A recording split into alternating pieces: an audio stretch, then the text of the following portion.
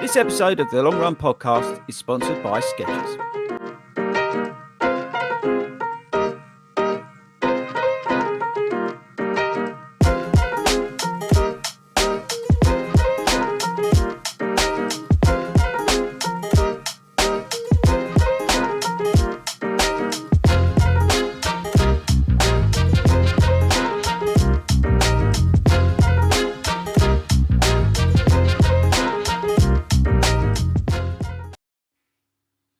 Hello, everybody. We are back. It is the Long Run Show live stream and podcast brought to you by the 40 Runs Running community and our generous sponsors, Skechers.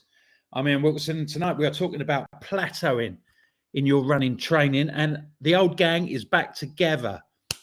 I am joined by Toby Frost, Chris Ford, and Alan Bowley, and we will be thrashing through all about what to do when your training hits a bit of a rut. And then also before that, we will be reflecting on an amazing weekend we had last week in Birmingham at the NEC at the National Running Show.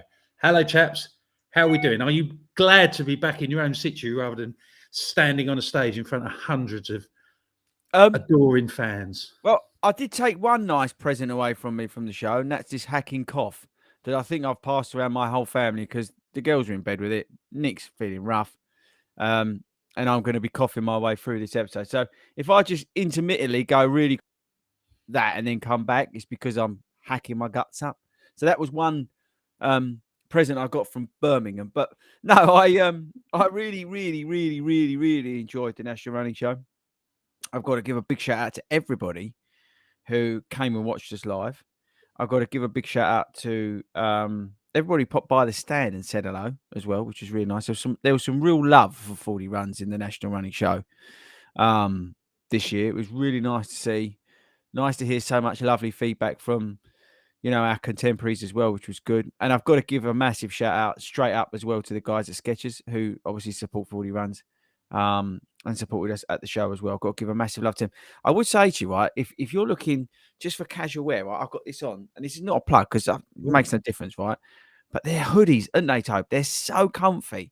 We were talking about this on the way back. The reason I'm saying is because I put this on because I'm feeling all sick and horrible, sorry for myself. I put one of my Skechers hoodies on tonight. They're just so soft. So check them out. So big love to Skechers. Thanks very much. But yeah, just thanks to everybody for all the amazing feedback. Actually, I think we killed it, boys. Honestly, we nailed it. Every single person that was there, even Si, who cocked up all the slides and didn't have my mic switched on at the start. We absolutely nailed it. And we got to give a big shout out to that running YouTube channel that planted that guy at the front who came up with the most random questions. Some drunk was at the front. If you haven't seen the video, watch it. We think he was planted by a competitor. We won't name names. But yeah, it was unbelievable, wasn't it, Al? I mean, it was just great. Yeah, it was just an amazing. It just went. What amazed me is it went so quick. I know we can rack through an hour here and not talk about anything, but we actually covered quite a lot of content last week, which was kind of quite surprising. And it was great that the question we could have probably done another hour if they'd let us. I'm sure Anna minded would have just kind of saved her having to do a bit more work. But before we get off, my Skechers hoodie, I agree, totally comfortable. But it doesn't carry curry sauce very well, so it's in the wash, I'm afraid. Yeah. Oh, really? Otherwise, I'd have it on tonight. Job. I had a little bit of a splashback last night. So I don't know what it is. There's something. I don't know whether it's what's in them, but they're so comfy, guys. You ask Admin as well, right? That whole weekend, she had two of them, I think. I don't know. They're just really comfortable. So if you're looking for a soft hoodie and you don't want a 40 runs one, good plug. See that, boys? Get yourself a Skechers one, 100%. Yeah, I think it was great that not only were we out there and we were doing our bit, but we had such great contributions from the people in the audience and great questions. Generally, it was really good. I'd like a particular shout out to the lady who tapped me on the shoulder and asked me if I could sit down because I was stood up, she couldn't see. That was a particular highlight. That's when I really mentioned. I knew how Toby felt that, when you say that he's not bringing any value, I thought I'm doing absolutely nothing here. And somebody has just seen me as some sort of they told you. But at least they told you to your face, Wilco. You because she could have told us afterwards.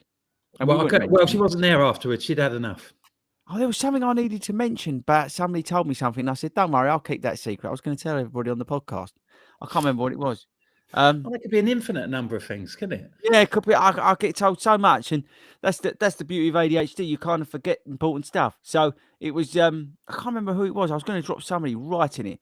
I'll tell you what was interesting that I found out this week. And he's not here, so it's actually a good time to talk about it. And this is genuine, right? So you can Google this and look this up for yourself. But boys, did you know that Hayden was actually in a 90s boy band? If you look it up, he was actually in a 90s boy band. They didn't make it. I think they got into one of those shows, yeah. But if you Google it, you'll find it. He was in, I can't remember what they were called, not Boys to Boys or something like that. I can't remember what it was. So next time he's on, we must ask him about his pop career that didn't go very well. I think he was in the I New York certainly Rats wouldn't Race. be surprised, judging by the pictures that have been circulating on the Facebook site over the last Who's been couple of putting them weeks. up? You know, good-looking lad, isn't he? He's a good-looking lad. You can see why he got through the auditions and got like, you know, down to. I think was he top of the smash hits or something like that. He was in anyway. Google it. He's on. It'll be on there. But we'll get him to sing a little number. Boys, no, it wasn't Boys to Men. It was something like that. But yeah, good old Hayden and his little boy band days. That was pretty awesome. Oh, I'm gonna cough. We'll go over to you. Okay, right. Yeah, he's just hacking his guts up right now, but he's okay. It's all Take right. him Don't panic. I'll keep it. If anything drastic happens, I'll let you know. If you're not watching us on YouTube and you're or the Facebook coverage, or you're on your long run, going down the towpath or along the roads, listening to this nonsense, which we've been producing now for nearly 2 years. If you include the former stint on that thing that's now full of sort of like people selling crypto and stuff like that. I've got a question for the audience. And we want you to come into us via what is it? How they contact us? I've not checked that, by the way. Yeah, it's fordyruns.com/longrun. So you can go over there. It's a really easy way of contacting us. But let us know, because we've got our 100th episode coming up. We want to know from you what you want us to talk about on that 100th episode. That would be very cool to let us know. And I think with some reflection, I think it's very nice when you see other people, bigger channels, bigger people, media companies, you know, copying our format, copying our idea. It's a massive compliment, the fact of what we're doing, that they're coming out with the same sort of stuff as us. That's a massive compliment. So thank you to everybody who's been, you know, pushing us to the forefront and what we stand for in terms of the everyday runner. So thank you very much for that. It's a big compliment to see other people copying it now. But yeah, we want to know what you want to hear from us on the 100th episode. Maybe Hayden could sing his famous song from the 90s. That could be it, couldn't it? He could get the band back together and they could come on and do a special, or maybe there's a special guest you want us to try and get. Remember, we only want everyday runners on here. Who was I talking to at the show? I was saying somebody was coming up and going, "Oh, why don't you go and get this person? And I'd like to introduce you to so-and-so, you know, podcast guest would be great." I went, "No, stop that for a second. We ain't interested. You know, you can go on whatever it is with what's her face, and you can go on there, you know, and you can sell your book and sell how awesome you are. We want to hear from everyday runners, yeah? So if you're one of those who want to come on the channel and on the podcast and talk about your story, we want to hear from you as well, because that's what we're all about. We want to hear from you guys, the real people out there, smashing those pavements to bits, trying to get to 13 miles or whatever you're up to, whatever crazy thing you're doing. And it's a really good topic today, by the way, to talk about this plateauing, because we're getting to that. For those people who are in marathon training, half marathon training, you'll soon get to it. That period of time where you feel like you ain't going anywhere, you feel like your legs are in quicksand, and that mental battle starts. But we'll come on to that in a bit, because as always, we've had about 3 million questions. So thanks very much for your comments. Toby's still not yet to have said anything, which is good news. You're still only at 9 minutes 30 and he's not said anything. But the boy's going to be busy this weekend. He's got some testing to do. We've had some watches coming. But we'll talk about them on the podcast on Monday. If you've not seen that or listen to that, it's the bite size that comes out on Monday at 7 o'clock. I do that live. We talk about all the gear and stuff that's coming in the 40 runs. We won't waste time on that tonight. But let's see how long we can go before Toby actually says anything. Go on. We ought to say as well that if you weren't fortunate enough to see us in the flesh at the NEC last week, then the podcast is out. We've sent out a special episode. It went out yesterday, Wednesday, didn't it? So Yeah, it's been out a Wednesday, couple of days, but you can catch up on that. So don't feel like you've missed out. You can listen in your own time and see what all the fuss was about. It's all out there. Yeah. Right. So, Al, what do we got? Early What have you doors. got?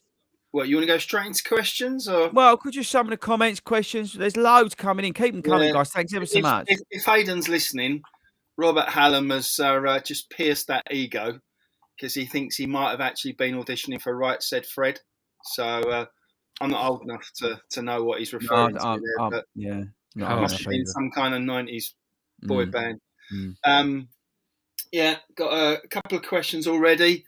There's a lot of interest in Toby's March running schedule.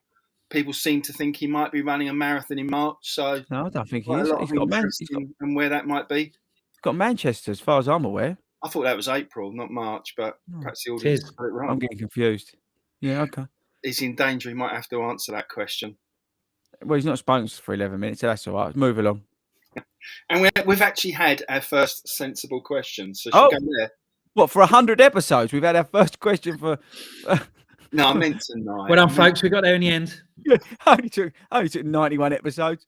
Yeah, Super Chappy 1990, can't even say it. 1992. He's running his first marathon in York in October, and he wants to know what his tips and tricks. Any tips and tricks from us? So, first one is you should have come to the running show and listened, because I think we'd have covered a lot of it there, that, didn't we? Yeah. There was that lady who's doing Tokyo. Yeah, she's doing Tokyo for her first marathon, which is kind of cool. And we kind of spoke about that a little bit. My takeaway from that was I told her to go out and enjoy it.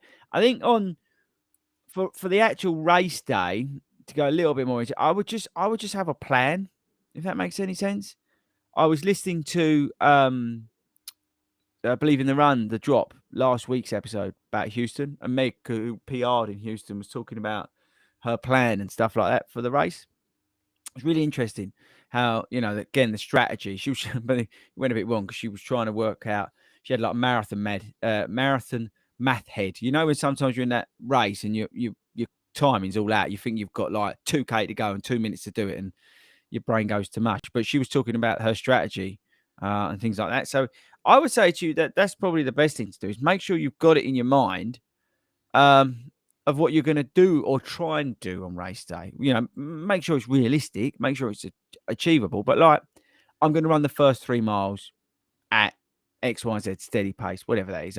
Whatever you're looking to do, or maybe it's goal pace. And I'm going to get to 3 miles. I'm going to make sure I'm there at 15 minutes. Right, totally unrealistic, but whatever. But and then just have a plan throughout. I'm going to take hydration at X point. I know that there's gels at X point. So just have that in your mind. Along with that, Chris, which is particular to the York Marathon, because I did this last year, is that you were saying sort of like have points in mind and things like that.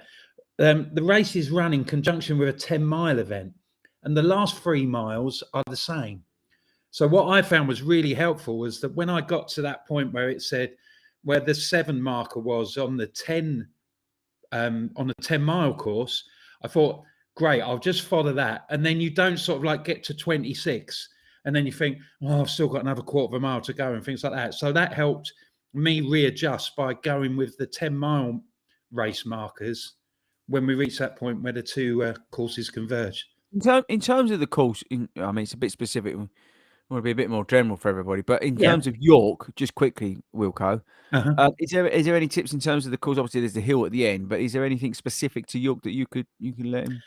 I wouldn't say so. I mean, you go out of the first 2 miles are are in the city centre, and then you're right out in the sticks, and you're out in the field. But there's it's a well supported race. Lots of local people turn out and come and see it, it's your first enjoyment. So just try and drink it all in and enjoy the experience. That's what I would suggest. That's good. Al, there's loads of questions coming. I can't believe. I don't know if it's because they're going up on last week. We've got the audience in the mood for questions, but I'll try and go back to the start and make sure I don't miss any out. So JBS had one. I saw. JBS wanted to. Well, it's more. It's a question more of a statement. So he's got an idea for the 100th episode. He wants you to host it whilst riding your bike. That ain't gonna happen because I'll fall off.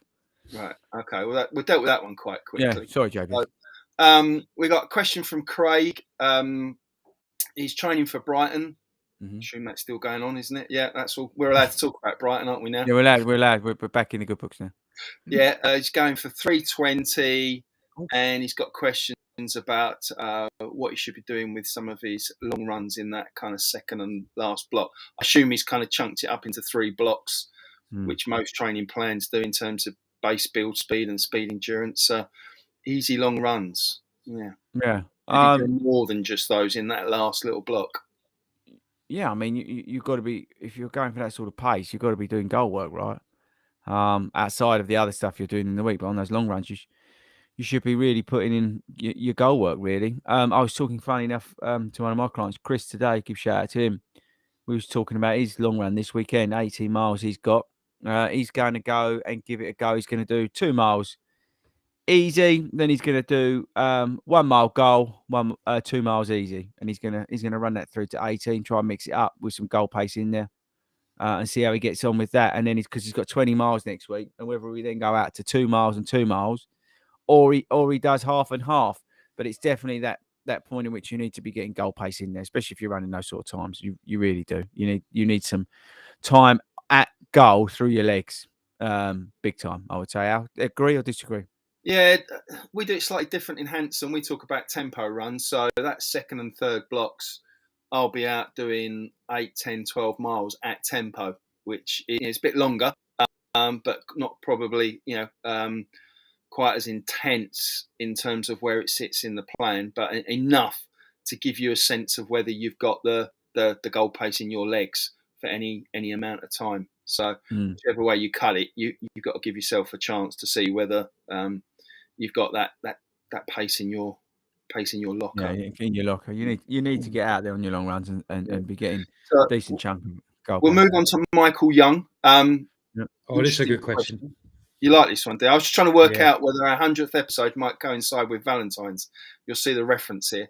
His wife wants to start running and wants something to focus on, so he's thinking of chucking her straight into the Scottish Half Marathon in September as a gift. Now, would we gift a half marathon to our better half? No, I'll just walk straight into that hole she's got dug in the garden, get in it, and just start putting the dirt on top of me. Ask Bud to help me, and just lay there and just wait to die. I think would probably be more pleasing. I suppose that the only upside is with September being a fair few months away, he might want to get her out to a Valentine's Park run and perhaps build it from there. So I'd start with park run. I would, yeah. Get us some It does help though if you've got a big target. This is what I people persuaded me to enter my half marathon when I was in no condition to do one, and it was sort of 8 months away, and it kept me going and kept me focused, and I did it. It's joking apart. If you've got 6 or 7 months ahead, you can almost from a standing start, you can get there so you could complete 30 miles. It's not necessarily a bad idea. Yeah, I said the divorced dad of one. I'd probably chunk it up into a few different phases, more than perhaps the 3 that you might do in a marathon plan. But I absolutely agree, Wilco. I think now to September, there's everyone's got it in them. So give it a go. I would actually get if you can, right, a bit random, but I'd actually get a charity place for the Great North Run. Yeah, that's a good show. I'll tell you why, because if you've got the charity that resonates with you, you've got extra impetus for the reason why you're doing it. So and also there's that. Oh, you got to do it because you're doing it for the charity as well. So there's double motivation there. The Great North Run, 60,000 people. Scottish Half Marathon, I'm not saying is uncomparable, but I'm just saying I think the Great North Run is probably one of the best, if not the best, half marathon do as your first one, because that wave of people, that wave of support will carry you across the line, and it's a really good one to do. And he probably can't buy that, can he? He might have to put in for the ballot. That's open now. Yeah, I'd go maybe for the ballot, but I was just saying, like a charity place. I know money's tight for everyone, right? I get that, But I'm just saying, with a charity place, that extra motivation. I did it. I'm referencing myself here because I did the first one, my first half marathon, first Great North Run. Sorry, was for charity to give myself that pressure of getting trained and getting to the start line. And also, you're not dealing with like the big sums, the big targets for money raising. You could get a place in the Great North Run for lots of people if you can just raise a couple of £100. Yeah, you can get I a think place. so. And it's for a good cause. And then it's that double motivation to do it. That's that. But Michael hasn't mentioned whether he's actually going to do the Scottish Half Marathon in September. Yeah, that's true. Or whether he's just going to enter and go and watch. Yeah, sausage sandwiches and just laugh on the side. Yes, what's our important. So we'll move to Jess. Jess got a good question. She started running in the evenings instead of the mornings. So her question really is about what she should be eating before a long run. That's a good question. That's a good question. So, who's going to answer yeah, it? when I used to commute run home, I was eating depending on what the distance I was. So if I was just running 3 or 4 miles, I'd have might sound random, and it's going to sound random, actually. I'd have porridge at 3 o'clock. I know, because I'd be running at 5. I'd have porridge and a cup of coffee, and then I'd go and run at 3 o'clock. If I was going a bit longer, I'd probably have my lunch at about 1, and I'd have a carby-based lunch, but something that's not like really rich. It depends. Everyone's different, right? Everyone, like Si can have a McChicken spicy thing or whatever it is. What was it? Toad, what did he have at Great North Run before he did the Great North Run? Oh, we went Greg's. Yeah, and what did he have? He had 2 burgers, wasn't it? Or 2? 2 like bacon, sausage. He had a sausage and bacon thing and everything. a thing, and then he went around a 1:45 Great North Run. He's an absolute animal. But he'd have a curry night for a long run. Yeah, and he had a ruby. So everyone's different is my point. But I would say look at something a bit carby for lunch, but nothing too mental in terms of, like, you don't want anything too heavy. And see how your gut responds to it. That's what I did a similar thing to what you were saying. Is like if I know I'm going out in an evening, I would have lunch early, sort of 12:1, and then I'd normally do. And everyone at work thought I was mad, but I'd have porridge at like 4, half 4. I used to sit at my desk. Yeah, I have porridge. It's just great because that's what I have on my mornings and my long run. So it's same thing. Cool. Right, next. Yeah, we've got a question in from Dermot. He's doing Copenhagen in May. I assume that's the marathon because I think is in September. Yeah, I've done it. Can it be warm? Yes, it could. I was lucky. It was, I wouldn't say it's scorching, but it was warm enough that I didn't have to layer up, which is my downfall when it comes to those early morning starts. The course is pretty flat. It is city centre, most of it. There is a good crowd as well, so the beers are expensive. That's really the only downfall I think I had to that weekend. It was about 19 quid for a pint afterwards. So make sure you PB and you can justify celebrating with a pint of lager afterwards. But yeah, it's a good race. It's certainly one I want to go back and do for the half because it's a great city. So moving on, we've got a question from Mark. He's putting in a half marathon race into his training plan. So he's asking about pace. What should he be pacing that? I always recommend my clients to put 10k and a half in there. I'd actually go the other way. Well, Mark, let us know how close it is to race day. But I'd actually tear it up. I wouldn't go out of a plan of running it a goal. I'd go out there and run it hard. I really would. So you've got a real understanding of where you're at. I'd run a 10k hard, and then I'd run half marathon hard. But it's got to be a decent chunk away in terms of timing from race day. I'll give you an idea. So I've got winter 10k next week. So we'll see what's there. Obviously, I'm just getting over this, so whatever. I've got a half marathon in March, which we're going to go at it and see what we've got. Just hang on. And then I've got another half marathon before Manchester, which I will do at goal pace. Yeah. So that's how I'm doing it. I'm not saying it's right for everyone, but I would prefer to see it. Again, it's difficult because I'm not coaching you one-to-one, so I don't know exactly where you're at and whether you're hitting your points. But for me, I would say go out hard. Don't injure yourself, but just see where you're at. See what you got. Get on your toes and go after it. and deal with those demons, deal with a battle of this is really tough, but drilling it out because, it's like 20, 23 miles. You're having that battle of, Jesus, what am I going to do here? You got to step on it. You got to dig in. You got to pull it out your rear end and get over that line. So I'd have that battle over 13 miles mentally. So when you go into race day, you go, actually, I've got that in my locker, and I know I fought that off. So that's what I would do if I was your coach. Yeah, Chris has picked up on the point of it depends where it is in your plan. So I know quite a lot of people that will sign up to a half as part of their 18 or 20 miler. So they'll rock up to the start having already done 5 miles, or have got a 5K to do at the end. And I've tried both. I must admit, pretty unsuccessfully. I did 5 miles from Kingston half, then fell over halfway through, smashed up my face, and barely finished.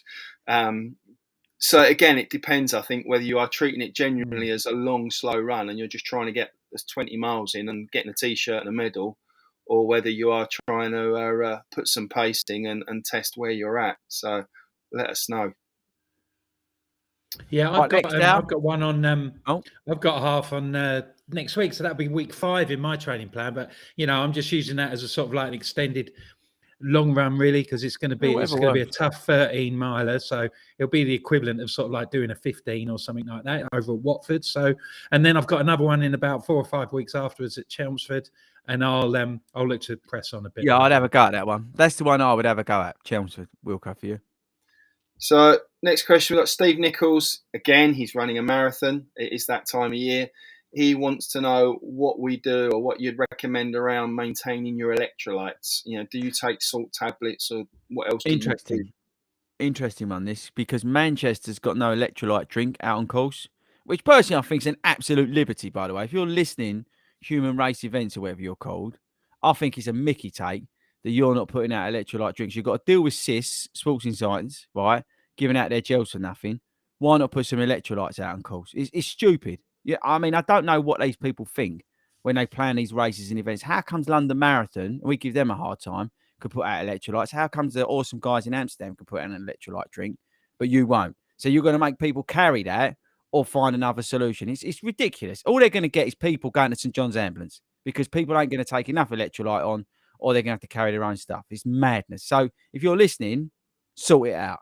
But in terms of that, I think you do need to maintain your electrolytes. Have a look at what's on course. We did it for Amsterdam. We was using what was going to be over there in our training runs. I always, when I'm doing London, I'll switch about 4 or 5 weeks out to put in Lucasade Sport into my bottles instead of having my Kendall mint drink. What's it called, Toby, that Kendall one? Mix electrolyte drink. Yeah, something like it's an electrolyte drink. I will switch it out to what's on course. But obviously, Manchester, I'll just be having air because there's nothing on course because they haven't got any brains to bother putting anything out. I did get a good tip from someone, which was, because Si takes salt tablets, which are good. Tape them to a gel. So put them on a gel and tape them, so you don't lose them. So you don't have like 18 different things that you're trying to put in your flip belt. Tape them onto a gel. Maybe your last gel, tape them onto that, so you can take them off as you go along. But he takes his salt tablets, and since he's been taking them, he's a big believer in them. He just gets them from Holland and Barrett. Don't need to be buying anything special. He just buys the ones from Holland and Barrett. So I would strongly recommend that you look at your electrolytes, have a look at what's out on course, because you need to maintain that and you need to top that up. Al, you know more of the science than me. So yeah, so what I was going to add, that electrolytes is really a bit of a catch-all for a number of different ingredients. So we talk about salt for obvious reasons, and I think you've covered the salt. But as part of the electrolytes mix, it's also magnesium and potassium. So obviously on course, if you can grab a banana, if they're out there, that will give you a source of electrolytes. It's not in a liquid form, it's in a food form, but the potassium is just as important along as with the salt. So in terms of getting prepped in advance of race day, look for some foods that are kind of high in content of that salt, potassium and magnesium mix, because they're the 3 key ingredients that you're looking for, particularly if you are a bit of a sweaty Betty like I am. So there are that's why Si takes them. Al, he's like you. He sweats. Yeah. He sweats for fun. So he, Yeah, I've found a little capsule that you just pop like it's kind of like taking a paracetamol. It's not, but you just pop it. So as you're drinking, in goes the tablet, and it's calibrated to kind of help you going. But I'd say take them sooner rather than later. Yeah. Robert Hallam, just difficult as a shift worker to fit in your long nights.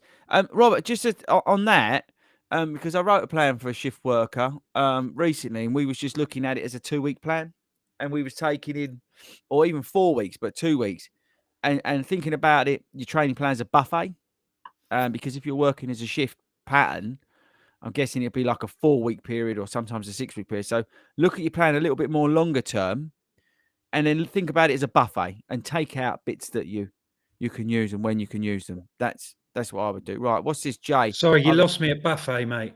Yeah, I've got a place. Jay, what is it? He's got a place at London Marathon. He's stressing about it. That's my paraphrasing. He's not at the fitness level he'd like to be.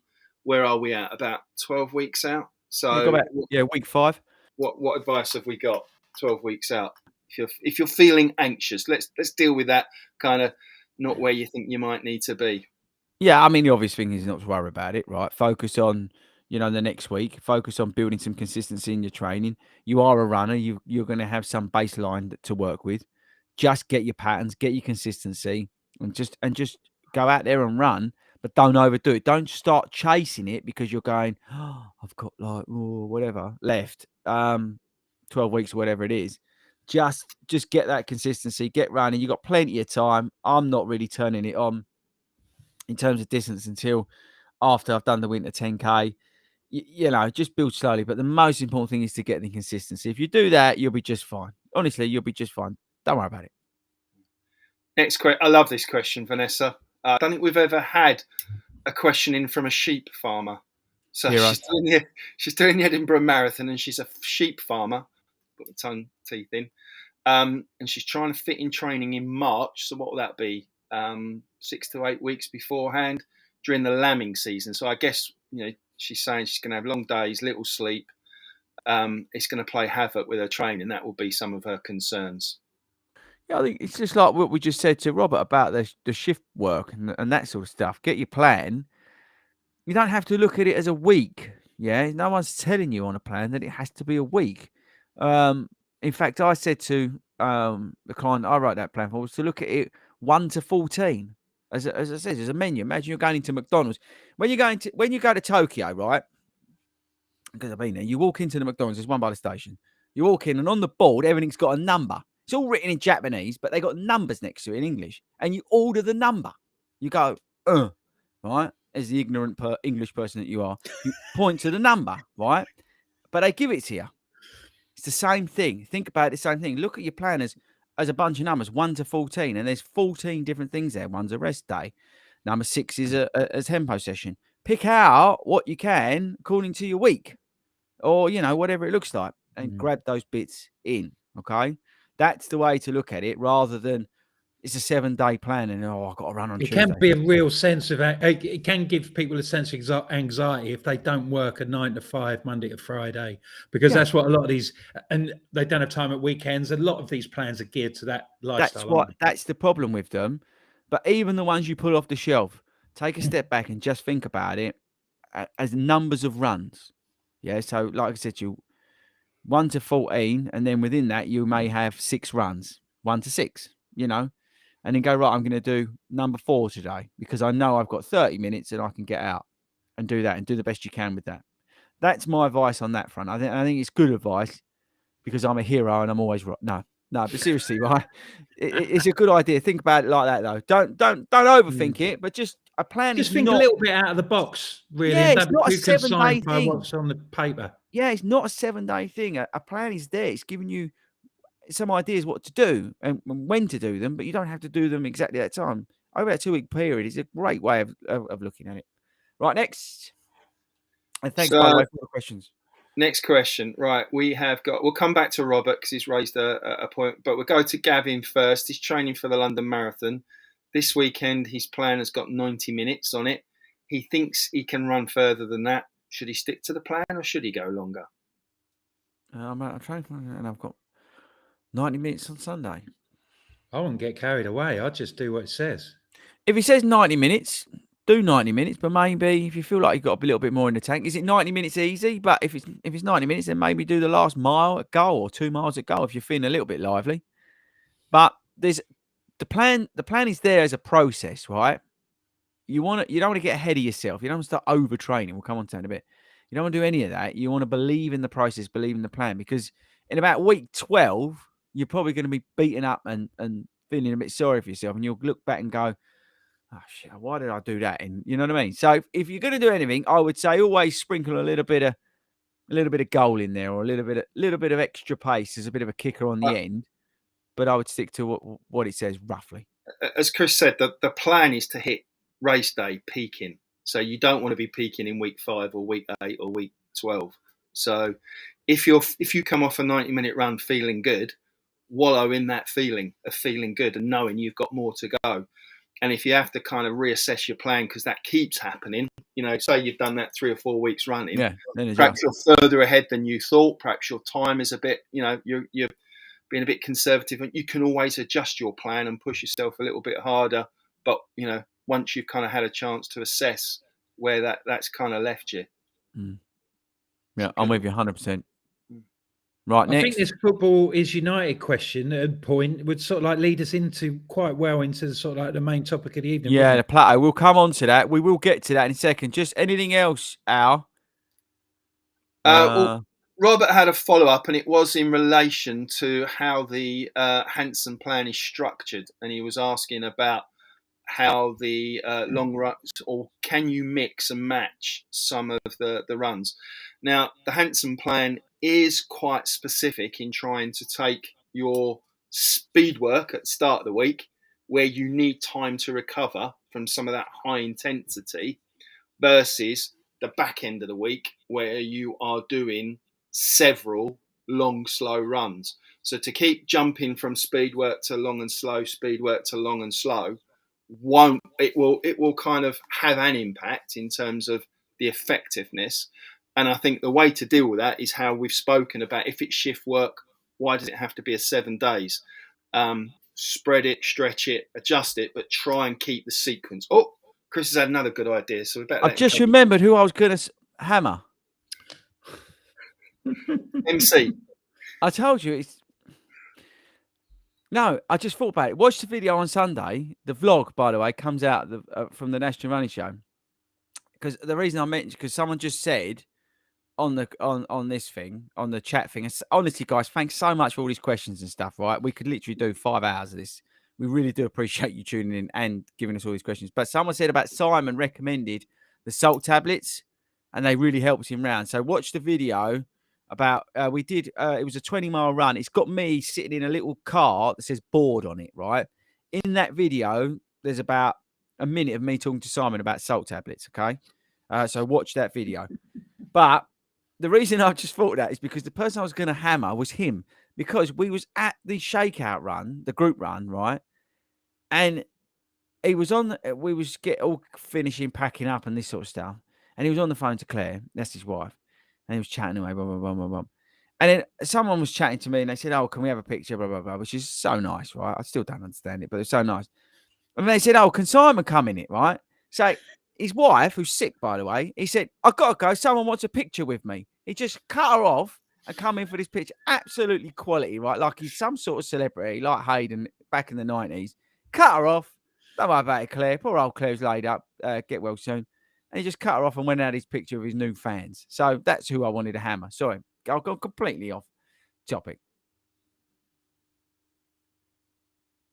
I think we were going to talk about plateau, and we were going to use that question, weren't we, as a seamless link before you. Where is it? We're all trying to find it. Football is, what was it? Football is United? Or something bang. There we are, got it. Right, so sick before Christmas and now can't get the January blues. Any tips for getting back into things? I always go out a bit of a downer this time of year and just can't get out of the funk. Right, so 20 minutes we've got to crush through this. So sit down, relax, or if you're on your run, step on it. Plateau in training is a real phenomenon. It's not something we've made up to talk about on this show, which may surprise some of you. And I think it's anybody who's been running or not running, but we'll come on to you in a minute. But sometimes it happens. You face the sort of dreaded performance plateau, that feeling of a natural flat line, and it leaves you in a state of questioning whether you're increasing your pace, improving your pace, or increasing your mileage, and it's really hard to understand what's happening and why it's happening. And it can also happen, like you've just said, football is united. It can in that mental aspects, you don't feel like you're getting anywhere. You feel tired. It's the time of year and all this. And funny enough, I was talking about this today. I can't remember. You won't know. You and you speak. Might have been Sarah. I can't remember. But basically, I hate winter training. I hate it because I'm sick again. Right? Kids are sick, so naturally. But I'm sick again, and I just hate winter training. I always get sick during winter training, and you all that energy and momentum that you build up for a few weeks, you lose it because you get sick, or you can't go out because it's snowing, or there's ice, or something. And you just continually face that battle, and I just feel that I'm not getting anywhere in my training, and I've hit that plateau. Now, some of it can be created by overtraining, right? You can get that. You don't feel like you're improving pace wise or distance wise because you probably are overtraining a little bit. So there's a multitude of different aspects that you can put into this, but you create that sort of plateau in your training, and you're in that sort of no man's land of everything feels hard. Or you ain't got that. You just lacking the motivation to try and step it up. Does that make any sense, Al? This is me. Yeah, it does, and I think there's two further elements to kind of add to that. And I draw on it from a very deliberate everyday runner. The chances are most of us are relatively new to running. And when I say new, we've probably been doing it 3, 4, 5, 6 years. We haven't been doing it for 30 odd years. We've not been doing it since we were at school and haven't stopped. Most of us take a break, come back to it because we see some benefit. And what you're going to see there is rapid improvement because you've come from a very low base. And it's natural that you are going to kind of plateau out. Because your rate of improvement just cannot continue at that steep curve that you saw in that first year or the first 18 months. And I've seen that in terms of taking an hour off your marathon time and then thinking, why can't I do that the next time? Well, it's just not going to happen because I'm not Kipchoge. So there's an element of kind of being able to step back, have a perspective and start judging yourself through a separate kind of set of lenses. The second one, when we were kind of talking about this as being a potential topic, had me thinking about how the elites deal with this. And I think whatever sport you look at, whether it's running, whether it's football, whether it's golf or tennis, all the pros and all the elites will deliberately take 4 to 6 weeks off. If you've got an FA football contract, you can't play football in June. You're not allowed. It's look at Rory McIlroy. He took off, because they're playing at the moment. And there must be a reason for that. And I think most of us everyday runners get so anxious about losing our fitness and missing a couple of weeks and never getting it back that we don't properly rest and recover at any time during the year. And I think that was my downfall in 2023. Despite COVID not having races, I was still churning out the miles. And I think my body just said, no, you just got to have a bit of a rest, mate. And I've looked into it. And the thing is, from a science point of view, if you've gained that muscle, if you've gained that fitness, it's much easier to regain it than it is to gain it in the first place. Yeah. And again, that comes back to that first point. If you're putting that effort in, you see that improvement rapidly, but don't fear rest and recovery. And that break, I think, will then lead to that element of being able to go harder again, go with more intensity, and that's when you'll see the performance improvements. Keep doing what you're doing. You might make some improvements, but take a rest, particularly this time of year when it's a bit rubbish out there, and you'll be surprised. Doesn't help if you're running London in April because you've got to start in December, but factor that in. There's a couple of takeaways from that. You're bang on, right? I think if you are in one of those plateaus, and what I tend to do, if I feel like I'm in one of them, I think I spoke about this before. Do you remember when I was getting back into it and I said I was, turning it up a little bit on the way home? I was putting my foot down a little bit. That's the sort of thing to start throwing in. So ours absolutely on the money in terms of the rest part of it. Make sure you're getting enough rest. Take extra rest. I would also look at maybe switching out 1 year runs for a cross training session, maybe a bit of swimming or Well, don't do biking because that's just stupid. But something like that, I would look to do. Maybe just switch something out, even just for a couple of weeks, just to mix it up, feel a little bit different. You don't have to run every day or whatever. You're not every day, but you know what I mean. I would look for new sessions. You can go on Google and look for speed sessions. Get down the track. That's an intimidating place because you've got all these skinny people in sore running kit, working for Pro Direct, running shop or whatever they're called, and it's intimidating to turn up to those sort of places. But don't worry about it. Just go along there, have a good time. It's a little bit more of a focused track session. That can work. Maybe run some of your routes backwards. Try and find a local running club. Like we've got all the satellites, and that's a good plug. We'll come on to that in a second. But try and find all that, something like that gets you out of that plateau and gets you out of that lull. And it may just take you up or to a place where you're then comfortable enough to then start putting that extra mileage in or to start adding that little bit of speed in. You feel like you are then back making those gains because you're a little bit more refreshed. You're doing stuff a little bit different. You've got your sore running top on. You feel like a hero. It's that sort of thing. That's what I would do if you're in the plateau. Anything that can revitalise you is a bit of variety. I mean, the problem. I mean, I'm feeling a bit like this now. I've done 4 weeks of marathon training.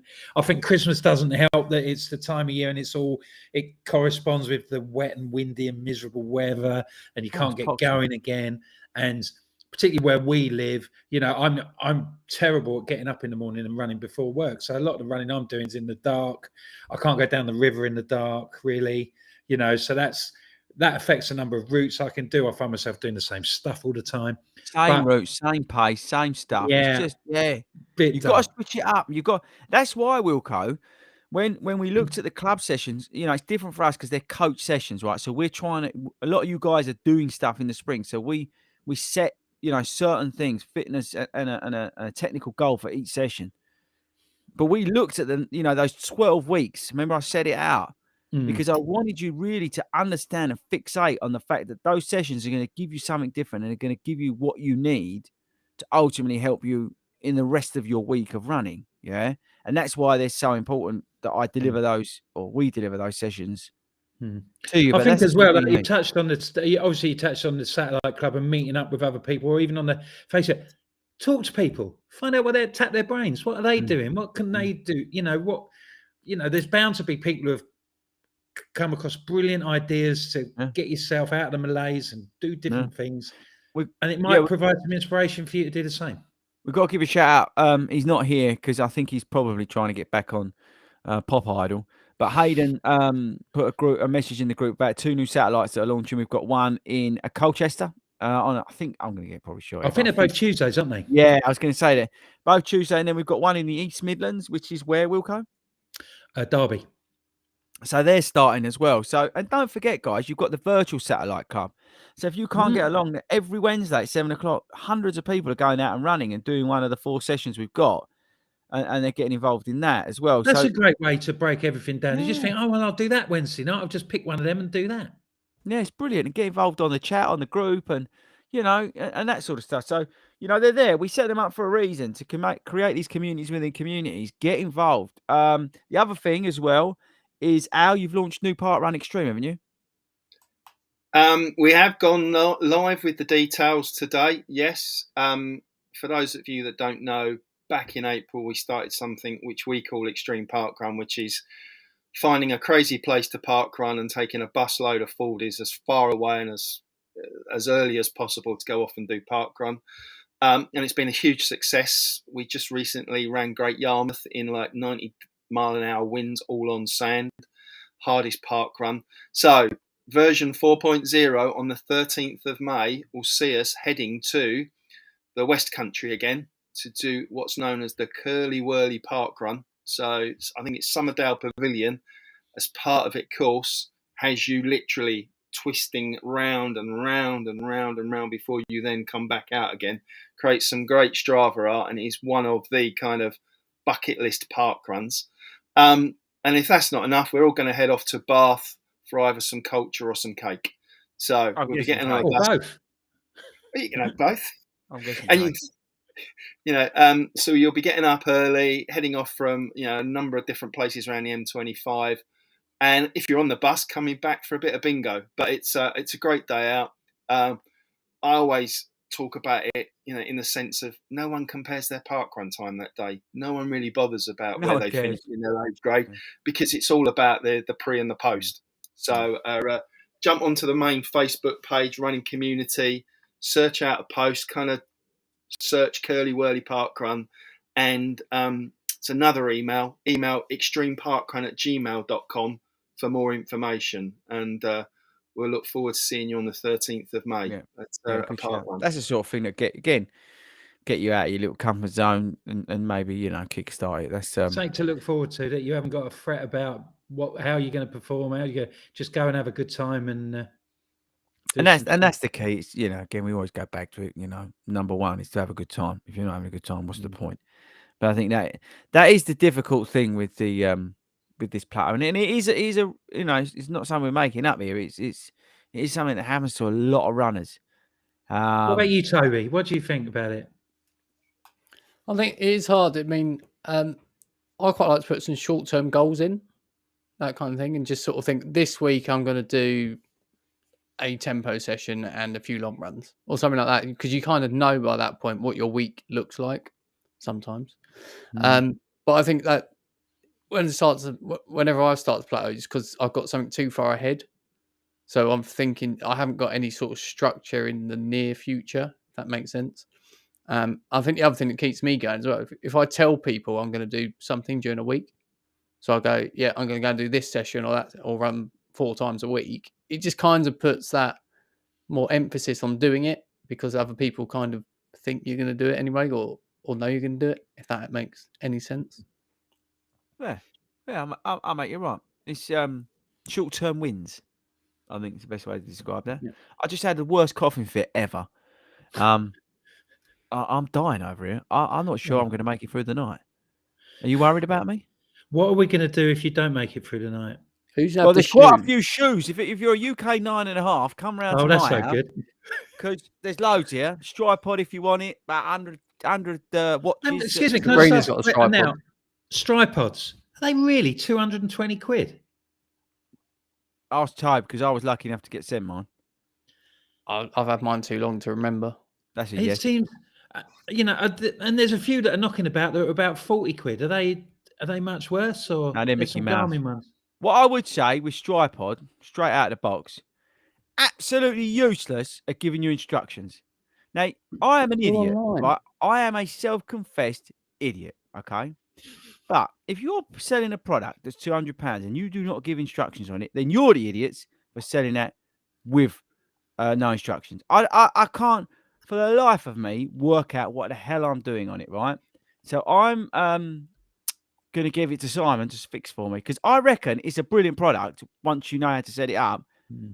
But for some reason, it comes with 0 instructions. Absolutely useless. Have you looked at Sabrina's jumped on the bandwagon? What she want? I'll have it, she said. Yeah, I'm not surprised. Yeah, she doesn't care how you are. She just wants the Stripod. Yeah, I know. She don't care. If I don't make it through the night, this house is going to get raided. I can see it. It's all this stuff's going to go. I can see it now. Why not? I'm going to cough again. Oh. Have we got any more questions, Al? Yeah, we've been packing in a few more questions. We'll go to Matt. Matt runs 18. He's kind of a bit of a two-parter. He's finding long runs a bit of a problem. He doesn't feel that the 20 milers prepare him for a marathon, and this block he's upping it to 23. So his ultimate question is, what do we think the long runs should be in terms of how far? What should be our longest? Interesting to know, Matt, who told you to go to 23 miles. Was that your choice or coach's choice? Be interested to know that. The reason I asked that is because if it was a coach's advice, I'd like to understand the reasoning behind it. I'm not saying it's wrong or right. I'd like to understand the reasoning behind it. I know people who go through 20 miles, got no problem with that. It's entirely down to you and what you're doing. Me personally, I don't see any benefit from going over. We did it in Amsterdam. We went 21.5. For me, it's all about time on feet. I don't want to ruin myself. I'd rather pack in a little bit more high quality sessions, but not be ruined from, doing a long run. It's just too far. that it's dragged it out for too long. It just doesn't make much sense to me. I just feel like you're going into that territory where you're extremely fatiguing yourself and bordering on the line of damaging yourself. That said, right, every run is different, and I do understand why some of the faster guys or the ultra guys do go longer. Okay, I get the benefit of that, but for me, I don't see the point of it.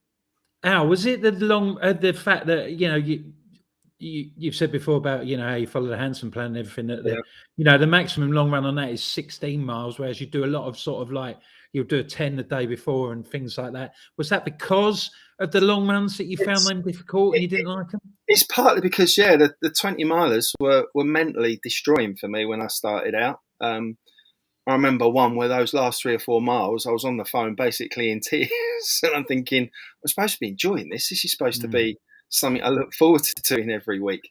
But Chris is absolutely right. I think in terms of you reach a point where the additional time on your feet, you then is offset by the additional amount of recovery you need. And if you think about the advice you get having run a marathon, where it says, take a week off, take it easy. If you're doing that 2 or 3 times in your training plan, you're kind of not picking up the other benefits of what's in the plan. So that kind of run to time, run to 3 and a bit hours is more than enough for you to practice your fueling. It's more than enough to know whether you've got the right kit, feel comfortable. The difference between 20 and 21 and 22, I think, is really marginal. But I'd actually rather you do a couple of 20 milers and put some decent pace through it. I think you'd get a much intensity. You'd get a much better. We spoke about it at the front end. You'd get a much better benefit and gain from doing, not necessarily the whole 20 miles at goal, but like as I said to you, whether it's 2 miles, 1 mile, 2 miles, 1 mile, or the last 10 miles at goal, or however you want to slice that up. But you will get much better benefit from doing a couple of those instead of trying to go 23 miles, in my view. That's how I would do it. Yeah. Right, last question. What have we got? Last question. It's not a question, but I think it's a valid point. And Louis, I'm not sure how to pronounce it, is intimating that they're struggling in zone 2. They can run easy. They can run and talk. They're not feeling knackered, but they're still seeing their heartbeat at 140 beats per minute. So I'm kind of inferring that they'd like to see that lower for their zone 2. Have we got any thoughts and comments? The obvious one is a strap, or you basically. Yeah, I was going to say, check your tech would be the first. Yeah, I would have a look at your tech. Do what Toby does and wear Stripod, because all he talks about is power, and he's in zones on his power. I've got no idea what he's talking about, but I'm sure I will once I finally once Simon sets it up for me. You'll love it. But it is a serious point, what tech you're using. But if you're struggling with that, in all seriousness, and it's going to kill me to say this, Silly Nuts over there does use that Stripod, and the data that he uses punched out, the result he got in Amsterdam. So he was well on course in basing his what he was doing on the readout from the Stripod, in fairness, Toe. Yeah, the estimated effort, effectively, or the estimated time I could get on Stripod was within about 30 seconds of what I got, and that's based on the power zones on the Stripods, and then that was based obviously from the training in the lead up to that and where it gets its data from. As I went out the other week and did 16 miles or so in zone 2 on the Stripod. And zone, because it works similar, I suppose, to a heart rate monitor where it's got your various zones, but it's obviously not based on your heart rate. It's based on your power, and what it sees is your critical power. So it's actually less technical than a heart rate monitor. You just clip it to your shoe and away you go. Exactly, and it kind of does the hard work for you. So, but yeah, so I think they're quite accurate. But the thing about heart rate is so many factors can influence it on any given day. Whether you've slept well, whether you've had a shot of caffeine, are you stressed? How cold it is. How cold it is. Yeah, I've found in the last couple of weeks with the temperatures dipping, I'm 10 beats per minute higher than I would normally expect to be. And it's just because my body has to work harder to keep me alive in the cold. It's kind of obvious when you think about it. I wouldn't necessarily get fixated necessarily on the data. I use data as a reference, right? But I wouldn't swear by it. I think that's probably a better way of doing it. Unless you're in a lab and it's 100% accurate, I would say to yourself, how do you feel? You've spoken about it. You feel, you're not walking back in the house knackered. Then, well, that's a good thing. That's how I would gauge it. Running that to feel is probably a better shout. And then maybe cross-reference it at some point. Don't worry about it too much. Yeah, I wouldn't go too along mad. the right lines. But again, we don't know what tech you're on. And maybe if they want to sponsor the pod, StridePod can get in touch. How do they get in touch, Wilco? They drop us a line at fordyrounds.com/longman. It's 200 grand at the moment, just for, Oh, but they're going to be the next big thing. Everyone's going to have one by the sound of it. Well, now Speedgoat's telling everyone about it, Yeah, officially endorsed by Tony Speedgoat Frost. Yeah. Excellent. Right, that's it. We're done. I'm out of here. Wow, I'm going to go and die somewhere. We had loads of great questions, didn't we? Weren't everybody brilliant? That was great. Thanks ever so much for your contribution, everybody. If we are here on YouTube and Facebook at 7:00 every Friday, don't miss. Chris does his bite-sized edition on a Monday, which tends to be more sort of techie stuff. If you've got questions about trainers and things like that, that's the place to go. So make sure you don't miss that on a Monday, 7:00. Yeah, sorry, I was just. That's all right, mate. You're suffering. We'll let you off. You're not 100%. It's fine. But yeah, 7:00 on a Monday, so don't miss that on the 40 Runs YouTube channel. Like I say, we're here on Facebook and YouTube every Friday at 7:00. But if you can't catch us live, you can always download us on a podcast at your favourite podcast provider of choice, whether that's Apple, Amazon, Spotify, all the usual suspects. We are there shortly after the show. We won't be there, we'll be there later this evening. So don't forget, if you've got a question, head to 40runs.com/longrun, drop it in there, or you can always join the Facebook group, and you'll find us on there. We're always nattering about something or other, so you'll always find us. Thank you very much for your company tonight. Thank you particularly for your questions. Thanks for all the support that you've shown us, particularly in Birmingham last week. It means the world to everybody who's involved with the show. So thank you very much for that. Thank you to Skechers for their continued support. Lots of love to everybody in the 40 Runs community. Join. It's great. Head along to Facebook and find out more about it. So enjoy your running this week. Stay safe. And we'll see you at 7:00 next Friday.